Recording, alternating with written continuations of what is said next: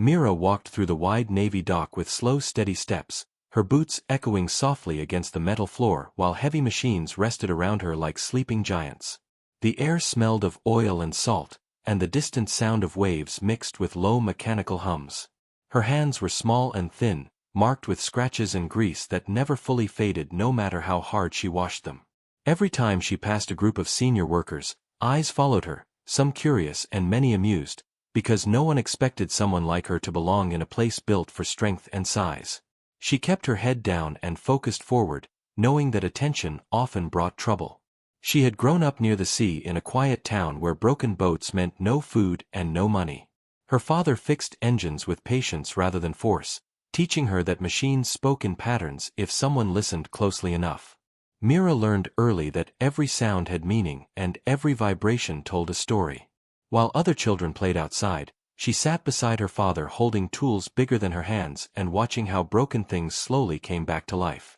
Those lessons stayed with her long after her childhood faded. Now she stood inside one of the most important naval repair centers in the region, facing a problem that had embarrassed many experts. A massive ship rested in the dock, silent and powerless, its systems failing without warning. Teams of trained specialists had examined every visible part, replaced components, and checked numbers again and again. Meetings were held late into the night, yet nothing worked. The ship refused to respond as expected, and the pressure to solve the issue grew heavier each day. Mira was not part of the main repair team. She was assigned simple tasks like cleaning tools, checking bolts, and assisting when asked. Some mechanics barely noticed her presence, while others whispered jokes when she passed. They laughed about her size, her hands, and her quiet nature. One man said she looked like she would break if the wind pushed too hard. Another claimed she was only there to fill space. Mira heard every word, but she did not react, because she had learned that silence often lasted longer than anger. After her shifts ended, when the dock lights dimmed and most workers left, Mira stayed behind. She walked around the ship slowly, reading charts pinned to boards and studying old reports stacked on tables. She traced lines with her finger, following power routes and timing sequences that others skimmed past. While the experts searched for damage, she searched for rhythm. Machines did not always fail because they were broken, sometimes they failed because they were confused. One quiet evening, Mira placed her hand against the ship's outer surface and closed her eyes.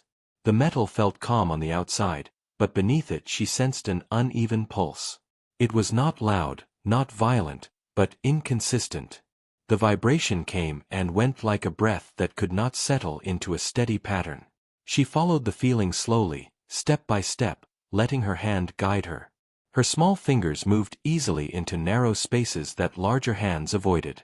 She returned to the logs again, comparing timestamps and minor notes that others ignored.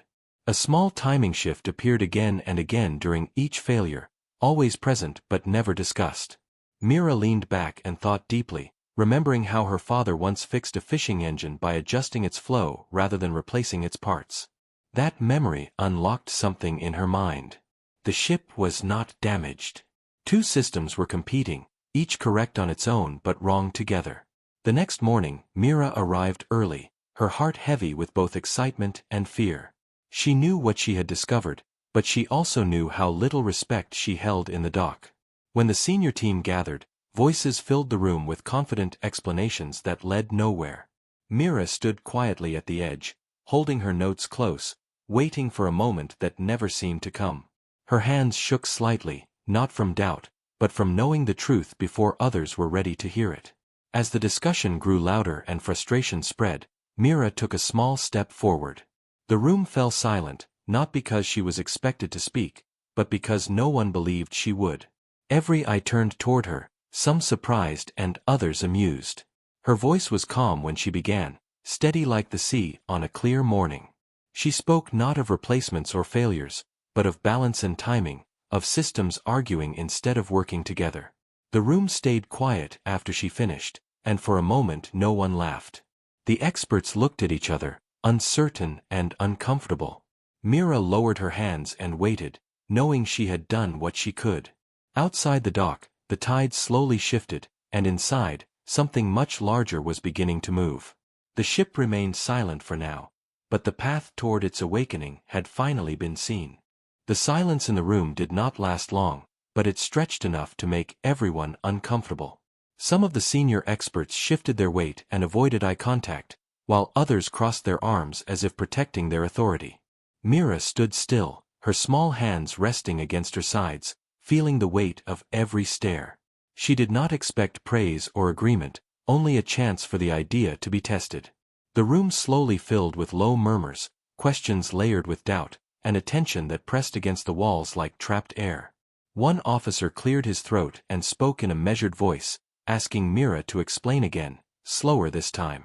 She nodded and repeated her reasoning carefully, describing how two systems were reacting too quickly to each other instead of flowing as one. She used simple words, avoiding complex terms, because machines did not care about titles or ranks. As she spoke, a few faces changed, curiosity replacing amusement, though pride still held most of them back. The lead engineer finally ordered a controlled test, not because he fully believed her, but because nothing else had worked. Mira watched as the team prepared the system, her heart beating faster with each step. She stood nearby, quietly guiding the timing adjustments, her voice steady even as her hands trembled slightly. When the switch was activated, the ship responded differently than before, not fully awake, but no longer silent. A low hum spread through the dock, smooth and even. Some people smiled in surprise, while others frowned, unwilling to accept what they were hearing. The test ended before full activation, and the hum faded, but it had been enough. Mira felt relief wash over her, mixed with a new kind of fear. She had been noticed now, and attention could be as dangerous as mockery. The lead engineer looked at her closely, not with laughter, but with questions he did not yet want to ask aloud. Word spread quickly through the dock, moving faster than Mira could follow. Some workers congratulated her quietly, while others dismissed the test as coincidence. A few still mocked her hands, saying luck favored her this time. Mira returned to her work without responding, focusing on refining the adjustment details in her notes. She knew the solution needed precision, not celebration, and mistakes now would be unforgiving. That night, the dock remained busy long after sunset.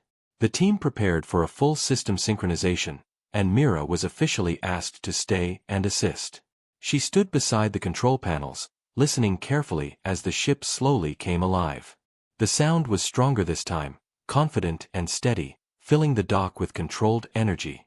Mira closed her eyes briefly, letting the rhythm confirm what she already knew.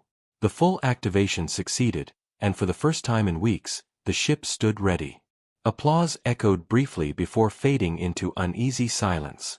Some experts congratulated each other instead of her, while others looked away entirely. Mira did not mind. The machine had spoken, and it had chosen clarity over pride. She stepped back, letting the others take the spotlight, knowing her role was never about recognition. Later, as the dock lights dimmed again, the lead engineer approached her alone. He thanked her quietly, and admitted that her perspective had been overlooked. Mira nodded politely, accepting the words without celebration. She gathered her tools and prepared to leave, unaware that her solution had already reached higher levels of command. Beyond the dock walls, decisions were being made, and Myra's journey was only beginning. The next morning began differently for Mira, even though the dock looked the same as always. The air still carried the scent of salt and oil, and the massive ship rested quietly in the water, fully awake now. What had changed was the way people looked at her. Conversations paused when she walked past, and whispers followed her steps.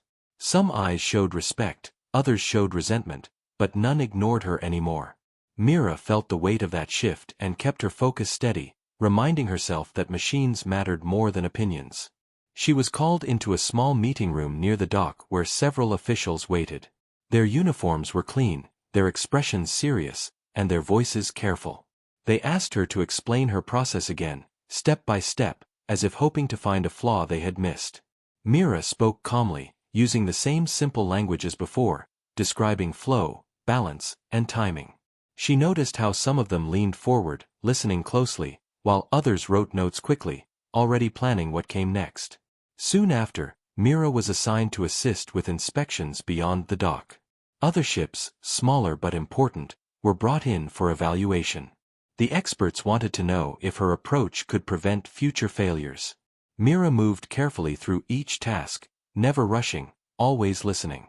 She placed her hands against panels, felt vibrations, and adjusted timing where needed. Each success added to her quiet reputation, though not everyone welcomed it. Some senior mechanics grew distant, their pride bruised by her growing role.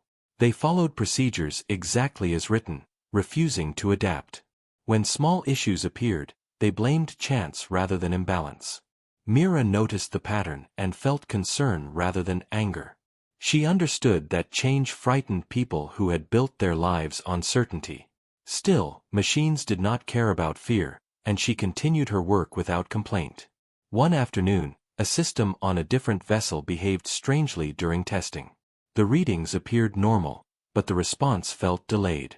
Mira sensed the familiar conflict beneath the surface. She spoke up gently, suggesting a minor adjustment.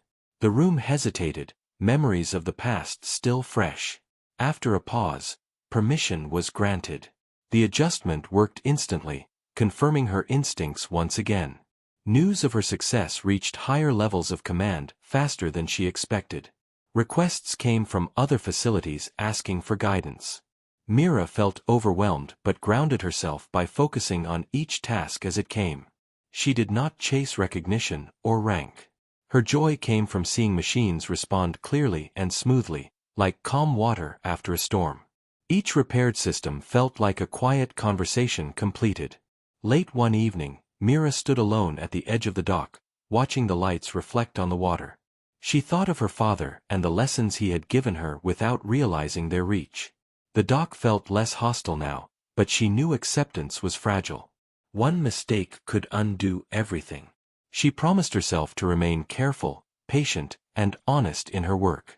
As the tide shifted beneath the dock, Mira sensed that her journey was moving towards something larger than repairs. The systems she worked on carried responsibility beyond metal and wires.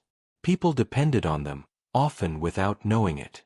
That knowledge settled heavily on her shoulders, but it did not slow her steps. Instead, it strengthened her resolve. The dock grew quiet as night deepened, but Mira's mind stayed awake. She knew challenges lay ahead, more complex and demanding than anything she had faced. Yet she also knew that listening had carried her this far. And as long as she continued to listen, truly listen, she would find her way forward. The attention around Mira grew heavier with each passing day, not louder but sharper, like eyes learning where to aim. She continued her work among the ships, moving through narrow paths and tight panels with calm focus, while discussions followed her like distant echoes. Some teams waited for her guidance before acting, while others worked in silence, unsure how to adjust to a world where their long-held methods were no longer enough.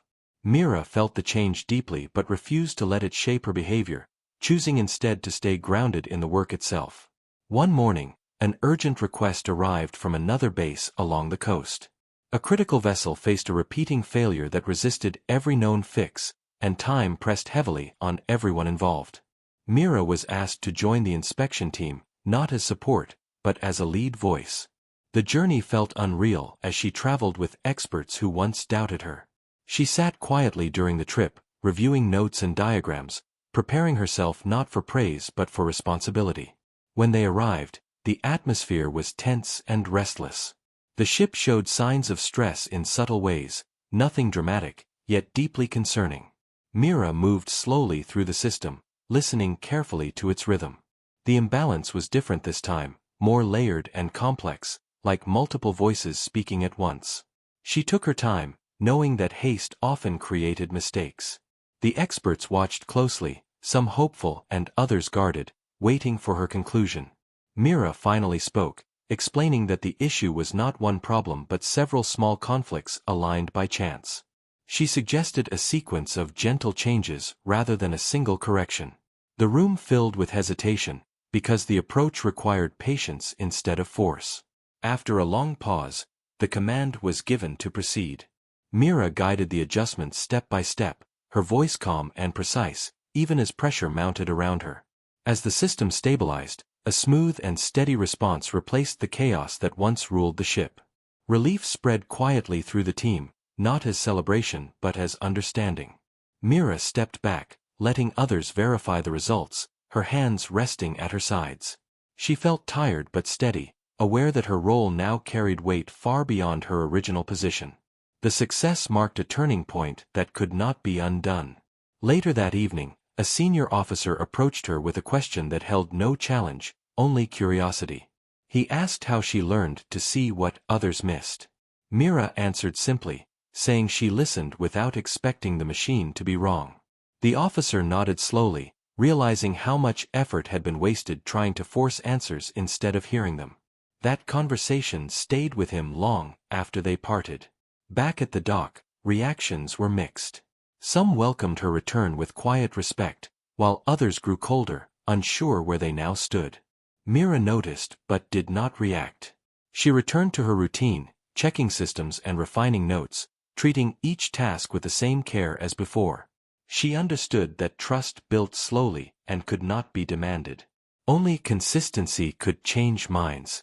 As days passed, Mira sensed that her work was shaping something larger than ships alone. Procedures were being rewritten, training adjusted, and discussions shifted toward balance instead of replacement.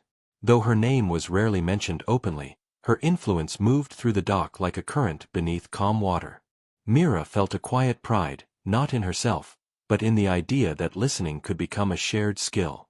Standing at the edge of the dock one night, Mira watched the lights stretch across the water and thought about the path ahead. She knew the final challenge had not yet arrived, and that the greatest test often followed the greatest success. Still, she felt ready. Her hands, once mocked and dismissed, rested calmly at her sides, prepared for whatever awaited next. Mira arrived at the dock before sunrise on the final day, the sky still dark and the water calm like it was holding its breath. The largest vessel waited quietly, prepared for its long journey ahead, carrying expectations heavier than its metal frame. People moved around with purpose but also with respect, careful not to rush what mattered most. Mira walked among them without standing out, her steps light and steady, her focus fully on the systems she knew so well. She felt the familiar comfort of machines around her, reminding her that this place had become her true home.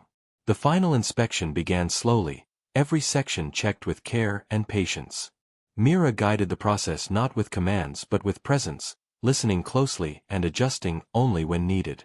The experts followed her rhythm now, no longer questioning her instincts. There was no mockery left in their eyes, only trust mixed with understanding. Each system responded clearly, flowing together as one, balanced and calm. The ship felt alive in a way it never had before, steady and ready.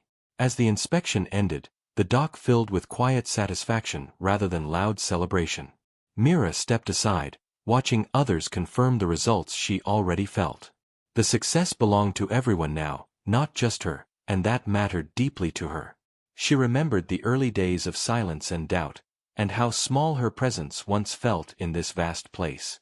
Now her influence was woven into every movement, every adjustment, every shared understanding. Later that day, a small gathering formed near the edge of the dock, not official but meaningful. A senior leader spoke briefly, thanking the team for their dedication and progress. When he mentioned Mira, it was simple and respectful, without exaggeration. She nodded quietly, feeling no need for applause. What mattered was that the work spoke for itself, and that listening had finally been valued. As the ship prepared to leave, Mira stood at the water's edge, watching the crew take their places. The engines began their steady rhythm, smooth and confident, exactly as she had imagined. The vessel moved slowly at first, then with growing certainty, cutting through the water with ease. Mira felt a quiet sense of completion, knowing that the balance she had found would carry far beyond this dock. In the days that followed, changes continued to spread. Training sessions focused more on understanding and less on force. Younger workers felt encouraged to observe and ask questions. Older experts learned to pause and listen before acting. Mira returned to her routine, content to work quietly, knowing her presence had already changed the course of many paths. One evening, as the dock settled into calm again, Mira sat alone with her tools beside her. She thought of her father and the simple lessons that had guided her, lessons that never demanded recognition. Her hands rested in her lap, still small, still marked by work, but now understood. She smiled softly, not because she had proven others wrong, but because she had stayed true to herself. The tide moved gently beneath the dock, carrying ships and stories onward. Mira stood and walked back into the quiet hum of the repair bays, ready for the next challenge, whatever it might be. She knew now that size did not define strength, and silence did not mean absence. In a world full of noise, she had learned to listen, and that had made all the difference.